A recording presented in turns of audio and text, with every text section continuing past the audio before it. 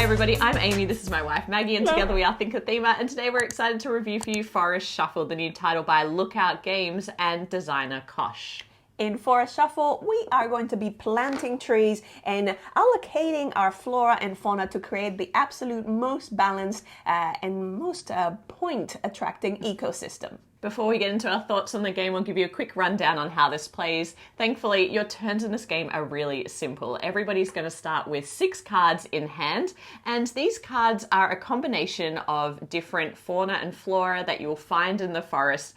Importantly, you're going to be building up a tableau of trees. There are different types of trees in the deck, and what you're trying to do is then put these different animals and different species and different plants around the trees that are available in your forest. Now, what's cool about the cards is they're all multi-use. So you can see this card is split vertically, and there are 2 different animals that I could either place on the left-hand side or the right-hand side of one of my trees, and only the visible part of the card is going to score at the end of the game. There are other cards that are split horizontally, and these cards go at either the top or the bottom part of your trees in front of you, and again, only the part that is showing is going to score. And how do they score? Well, they all score a bit differently. They have different endgame conditions on them that want the presence of other animals and species in the forest, or perhaps they're a straight set collection like the butterflies who want differentiation of butterflies in your forest.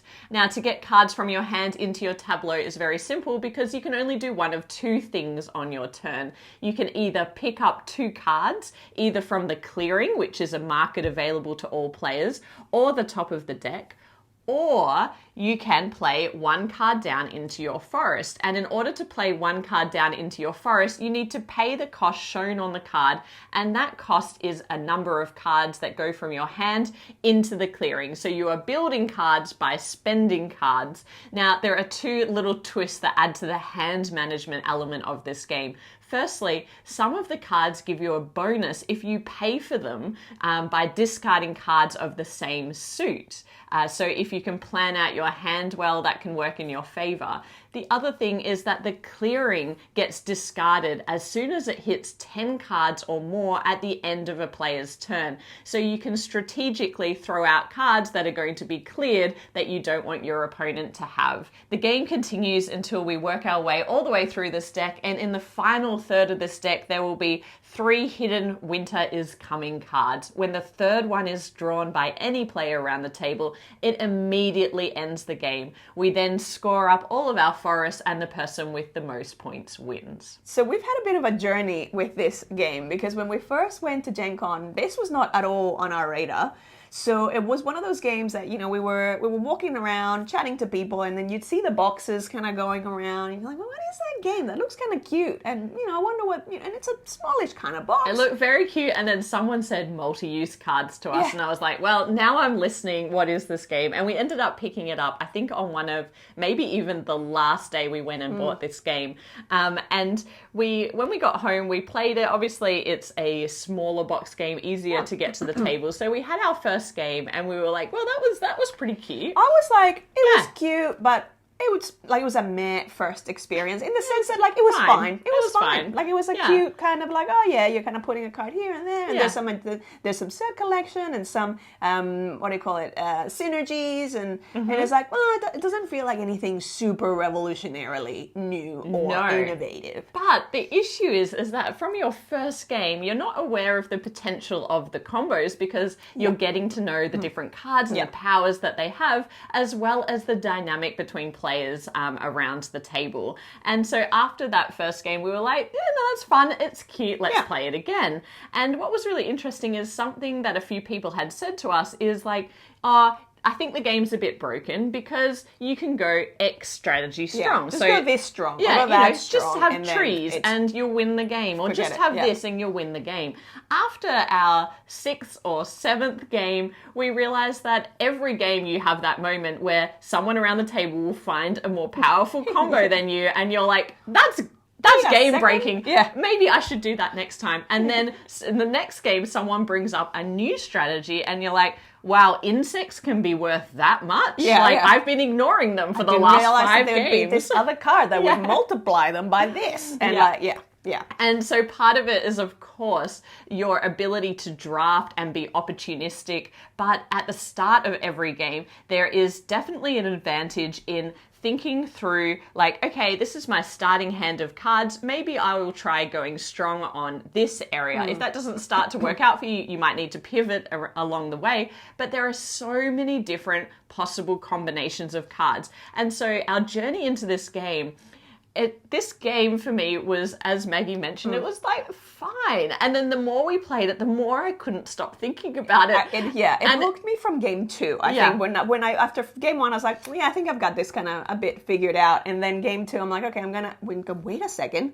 This is playing out very differently. Yes. And so I was like, okay, there's way more to this. And the moment where the game really started to shine is when all the players around the table understand or know what the different powers are for the different cards. And that's true of any card game where you're having to read cards, but it doesn't take very many games until you're like, I know what butterflies do. They are like a differentiation kind of set collection thing. Oh, I understand what the frogs do. They want to have this other creature in the forest with them. And so you're very quickly looking at other people's forests and realizing what strategy they're taking. So I'm like, I see you, Maggie. I see that you're collecting horse chestnut trees, and I have a couple of those in my hand.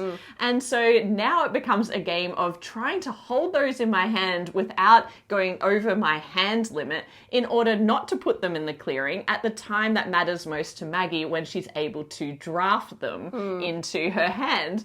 And so there's this really fun timing element with the clearing, which seems like, kind of just like a meh rule when you first start playing it. It's like, okay. You reach 10 or more and it gets cleared. Yeah, but actually it's really fascinating in the interaction between players, because I will hold on to those cards now until the clearing is getting close to that 10 card mark, where all those cards are going to be discarded from the rest of the game. They do not come back. And so now I'm going to wait until it gets to 8 or 9, where I can pay for something that I'm building, get rid of those cards that Maggie wants, and they're going to be cleared out of the game.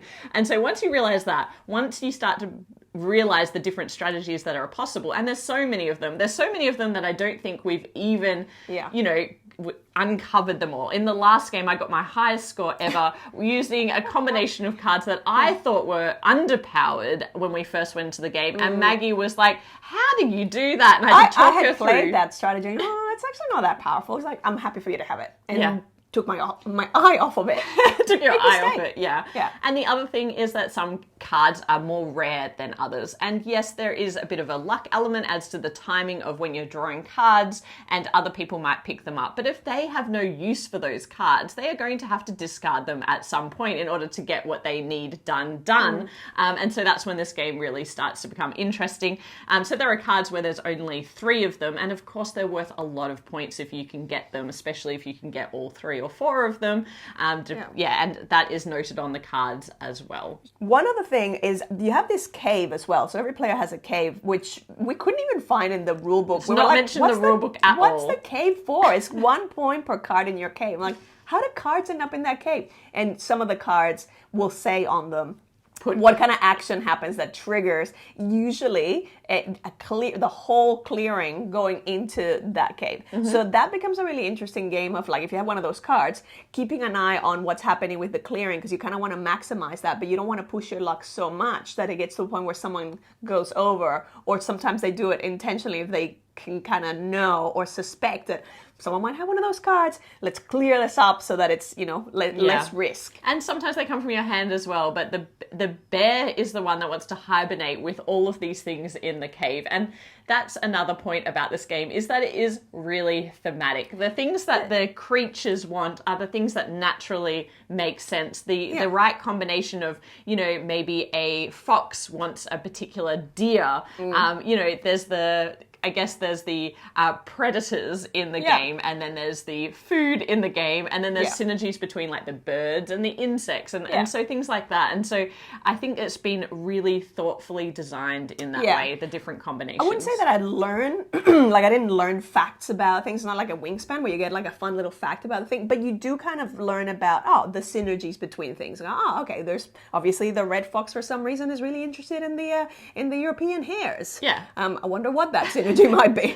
And you can have unlimited hares and, because rabbits, they populate quickly. Yeah, and so you kind of, you make the jump of like, okay, that's the connection. But then makes it easier from a learning process. So just in terms of the game, it's a game that over time grew on us, but it's really, really grown in my estimation over time. I also have a bit of a love-hate relationship with the way that this game comes to a conclusion. So there are the 3 winter cards in the bottom third of the deck. When the third one is revealed, the game instantly ends. No extra turn, no anything, it just ends. And so you do get a sense that it's coming because the first 2 cards come out, but the third card might come out quite quickly. It's very sudden. Yeah. It's kind of like, is that snow? And there's like, boom, and then like, it's like, oh my God. I'm buried in snow. But sometimes you have a bit more time. It's like, is that snow? Maybe. Okay. And then it's like you kind of go around and then boom, but there's always an abrupt end. But it's like from the time that you see that first winter card to the final one, that bit can vary. Also, the overall length of the game can vary because the more you're managing the clearing and not drawing, kind of like in Lost Cities, and not drawing from the main deck, then obviously you're preventing that end condition from being reached. But I hate it because it's sudden, and sometimes I get stuck with cards in my hands that I really wanted to put down in my forest. But I love it because the first 2/3 of the game are really cruisy, is how I'd explain it. Like, they have a very chill vibe, and sometimes at some points you're like, will this game ever end? But it's like then chirping birds and, light coming through the trees. It's like building up the forest, and it's starting to come together. But the way that your tableau builds is so satisfying that once you start to realize, I've got something good going on here, then that first winter card comes out, and then you're like, oh no, I've got I need to get one more of this type of card in order for it to score or something like that. And then suddenly it becomes like high intensity, and it is like you're preparing for winter, and then desperately you feel that snow and you're like, oh no, I haven't got enough food, like how am I going to deal with this? So love-hate relationship with it. Some people might find it a bit too sudden, but it kind of adds to I think it adds to the charm of it. And it definitely puts the pressure on, and we like a bit of pressure in our games. Adds to the tension, absolutely. Now, the final thing we want to talk about is this is actually the first, I believe, game in the green line of Lookout Games, which is a game that contains no plastic whatsoever. And obviously, that is so much better for the environment. So the box had no shrink. It only had these 2 stickers on the side, and even the stickers felt like wasn't plastic. It was some sort of other material. And the cards, they weren't in sort of shrink or plastic bags. They were just in this beautiful paper wrapped, and the paper wrapping it protected the cards. It did what it was meant to do. It kept everything in place, and so really appreciate that about this game, particularly for a game that has a topic such as a forest. Like, you want it to be better for the environment. Some people might find the card stock a little thin, I will say that, but with the knowledge of how this has been sustainably produced, I think that you forgive that for the sake of the environment, and we want to see more games move in this direction, and a lot of companies are very focused on that right now, so that's a big tick for us. So in terms of who this game is best for, I would say it's like, because of the theme, I think it's gateway friendly, but it's got that little bit of extra complexity because of a fair bit of the card reading. So it's something that a newbie could figure out, but that's for that reason I would qualify it as a gateway plus game.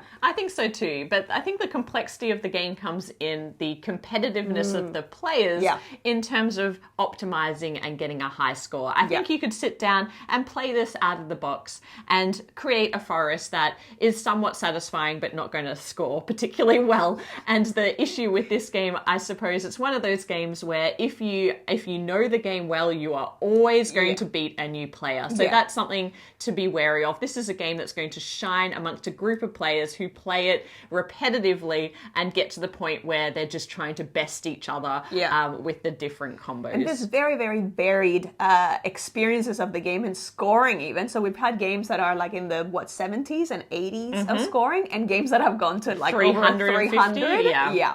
So there's a lot of variety that can happen, particularly because of that timing and the expertise of the people around the table. Yeah, I think that from a player count perspective, this is a game where the turns are fairly snappy. You're only really doing one of two things, drawing some cards or playing one card. So from that point of view, there's no downtime. However, I'll caveat that with the fact that early into your experience with this game, there can be a lot of downtime because you're trying to figure out what the cards do and how they work together. So you're doing a lot of reading. So our first games of this were quite long.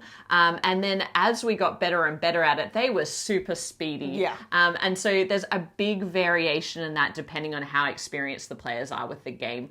From a player count perspective, I think 3 is really nice for a couple of reasons, because you get to have more opportunity to see different strategies come to life, and the clearing is changing a bit more frequently.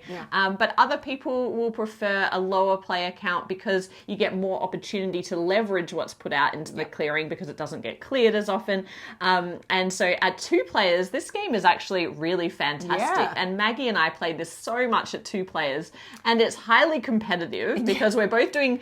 I remember in the last game, we were both like, I've won. Like, there's no way you're going to be able to beat me. That's the other thing. It's one of those games that you're so excited to like show off your combo or like finally add up what your combo's been working up to, and then not realizing that like, of course, Amy has like quadruple found a combo that is like way more powerful than I know, Maggie should have been paying attention to what I was doing. I did have a really powerful combo, so just to be not fair, as powerful. Nowhere near. And it was like also one of the things that I was like, I've done that strategy before. I was not counting on another card that adds to that. You missed the ferns. Anyway, as you can see, we've really enjoyed our time with this game. It's one that I will absolutely keep in our collection because I'm really fond of it. I still think about it, and it's a weird thing because frequently, like as soon as we would play, like for hours later, be like, I'm still thinking about that game. I'm like, okay. It's like, babe, I'm still thinking about that. I'm like, okay. And I'm not thinking about what I'm going to do in the next game. I'm not thinking about anything like that. It's just something really satisfying in the combos that you get to create and like getting a new high score that you didn't think was at all possible when you first started playing this game. So What's your rating? Yeah, for me, I would give this game an 8. I think it is a fantastic game. I am really enjoying I love...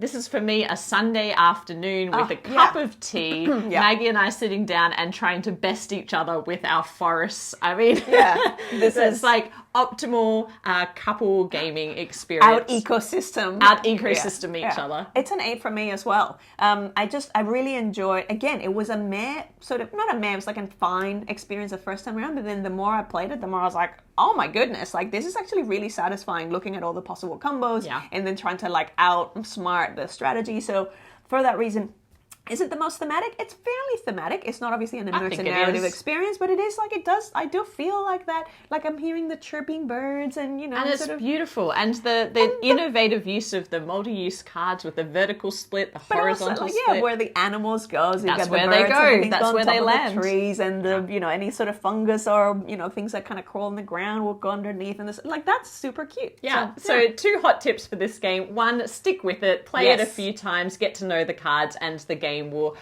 reveal its strategies to you. 2nd, don't go looking for the cave in the rule book. It's not there. It's on the cards. But it's also not in a very, very handy 14 card reference system, which we didn't talk about, but we joke about this a lot. Why don't you look it up in the handy 14 card reference? You're like, oh, okay, so let me... So to be fair, like the couple of times that we did have to look at a card in that reference, it was actually pretty convenient. It's pretty convenient. It does its job. I probably would prefer... It's just a very prefer, strange way of... I would probably prefer it to be on one sheet, double-sided sheet for each player in front of them, but given the eco Which is one for the table, because you're not referring to it all the time. But given the eco nature of this game, I can see why they probably really just did this efficiently to add to the pack of cards and not use more cardboard than is needed. So that is our review of Forest Shuffle. If you enjoyed it, please hit like, subscribe to the channel if you haven't already, and we'll be back with more board game content soon. But otherwise, bye for now. Bye.